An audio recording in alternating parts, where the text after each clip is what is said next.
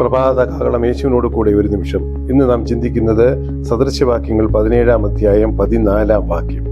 കലഹത്തിന്റെ ആരംഭം മടവെട്ടി വെള്ളം വിടുന്നതുപോലെ ആകയാൽ കലഹമാകും മുമ്പേ തർക്കം നിർത്തിക്കളയുക. പ്രിയമുള്ളവരെ, നമുക്കറിയാം നമ്മളുടെ ജീവിതത്തിൽ പല രീതിയിലുള്ള തർക്കങ്ങൾ കടന്നു വരാറുണ്ട്. ജോലി സ്ഥലത്ത്, കുടുംബജീവിതത്തില്, ഭവനത്തിൽ, അതുപോലെ തന്നെ നാം ഏർപ്പെടുന്ന പല സമൂഹങ്ങളിലും സാമൂഹിക വ്യവസ്ഥിതികളിലും തർക്കങ്ങൾ കടന്നു വരാറുണ്ട്. എന്നാൽ ബുദ്ധിമാൻ തർക്കം കടന്നു വരുമ്പോൾ തന്നെ അതിനെ ഒഴിവാക്കാൻ ശ്രമിക്കുന്നു. കാരണം തർക്കം അത് കലഹത്തിലേക്കായിരിക്കും മാറുന്നത്.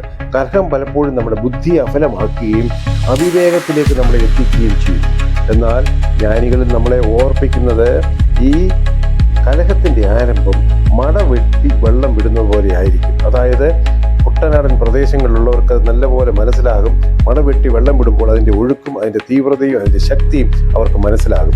അതായത് ഒരു കലഹം തുടങ്ങുമ്പോൾ തന്നെ അതിൻ്റെ ആരംഭം എന്ന് പറയുന്നത് മടവെട്ടി വെള്ളം വിടുന്നത് പോലെ ജീവിതങ്ങളെ നശിപ്പിച്ചു കളയും. അതുകൊണ്ട് അത് ഒഴിവാക്കുക.